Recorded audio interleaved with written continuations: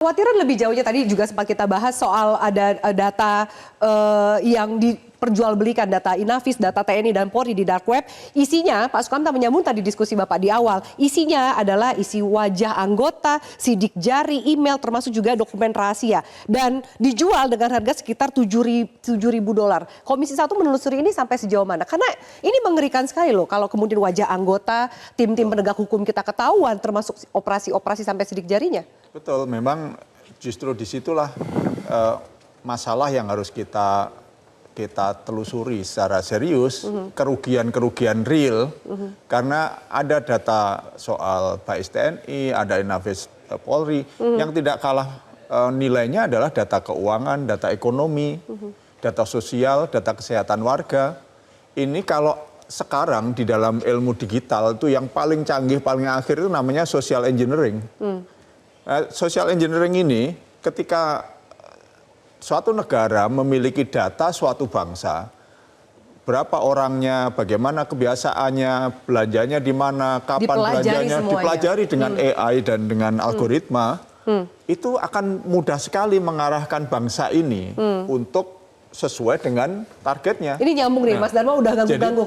Berarti ada resiko besar di pertahanan dan keamanan kita dong, Pak? Betul, memang itu yang risiko paling besar di situ. Nah, oleh karena itu sebetulnya bagi saya yang lebih penting lagi adalah ini kita perlu menelusuri sebetulnya arsiteknya siapa satu data dan menjadi PDN ini.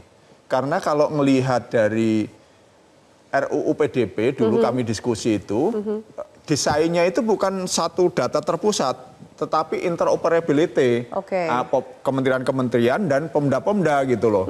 Nah, terus itu satu. Yang kedua, siapa yang mendesain sampai bisa memerintahkan presiden ngomong soal tentang super app waktu tahun 2022, kemudian Menpan RB bisa diperintah untuk menyurati kementerian, lembaga, pemda mewajibkan semua ke memigrasikan datanya ke PDN, memerintahkan BPK, mungkin KPK juga saya nggak tahu siapa yang melanggar diaudit, kemudian memerintahkan Kominfo untuk membangun ini semua. Ini arsiteknya siapa? Sementara kalau hari ini saya baca, saya dengar statement Pak Wapres mengatakan kita nggak nyangka loh ternyata pusat data disatukan itu bisa diretas gitu. Kan jadi mundur lagi dong kalau nggak nyangka, ya harus disangka kan, memang harus dipersiapkan ke arah sana.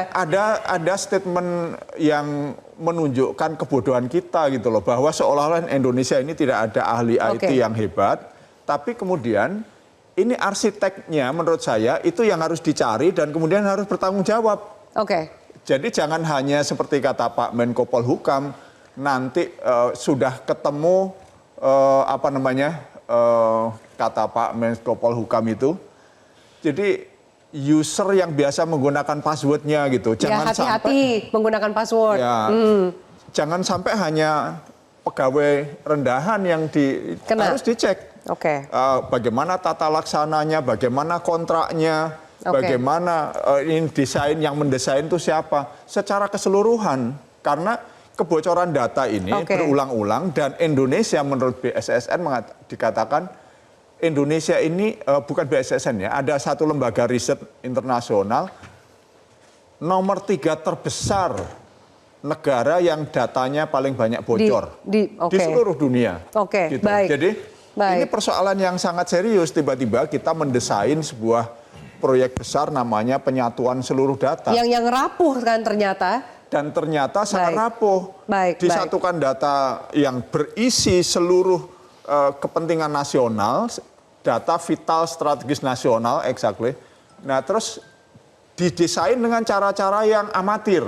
Komisi 1 udah dapat belum itu, Mas Dharma? Kira-kira nyampe nggak kita untuk mencari siapa gitu? Kalau melihat loh, ini kalau Komisi 1 menanyakan siapa nih yang menginisiasi pertama datanya dipusatkan, mungkin nggak ketahuan? Kita masih bicara teknis ya. Sebenarnya kita mau menyelesaikan masalah the whole problem atau hanya mau bicara di sini. Ini akan berulang lagi. Saya jamin 1000%. Siapapun yang memimpin, ini data udah bocor udah lama. Terus mesti gimana dong? Kembali ke akar masalah. Akar masalahnya apa? Tidak ada pemimpin yang mengerti apa agenda daripada cyberspace. Cyberspace adalah is life engineering. Saya udah tulis di buku saya. Oke. Cyberspace is life engineering. Bapak tadi mengatakan social engineering. Ya. Social engineering terjadi setelah setiap pribadi di engineering. Makanya didahului dengan adanya gadget. Gadget ini adalah ruang cyber. Oke. Ya, di mana semua kehidupan di-describe di situ. Oke. Ya. Jadi data-data itu udah pasti hilang karena ilmu yang dipelajari oleh ahli-ahli semua textbook, ilmunya yang bikin teknologi diajarin ke kita, yakin nggak kalau diajarin semuanya? Yang diajarin adalah 7 layer. Apakah cuma 7 kalau dia punya 20? Ya? Oke. Lihat sekolah sebentar biar Ya. paham betul supaya kita jangan hanya mengejar jam tayang tapi nggak menyelesaikan masalah. Ya, oke. Anda bisa percepat supaya kesimpulannya bisa didapat gitu? Ya, kita harus punya. Apa yang perlu dilakukan pemerintah? Kita harus punya industri teknologi mandiri dulu. Oke, Ya. oke. Kita bagi dua. Satu, kita kembali Indonesia mandiri. Kenapa tidak ada handphone mandiri? Handphone buatan Indonesia. Singapura punya Oppo, ini punya Oppo. Ada apa dengan Oke. perindustrian? Kenapa tidak kerjasama antara university dengan perusahaan swasta, industri untuk menjadi pengembang? Jadi langkah pertama kemandiriannya disiapkan dulu oleh Nggak. negara. Sekarang nggak, ini kan kita sudah jalan. Oke. Ya, kita tetap jalan kemandirian, tetapi yang ini kita selesaikan penegakan hukumnya. Ya. Nah, siapa yang tanggung jawab? Oke, penegakan Sebentar. polisi. Oke. Siapa yang tanggung jawab? Baik, supaya nggak potong. Kita belum punya undang-undang keamanan cyber.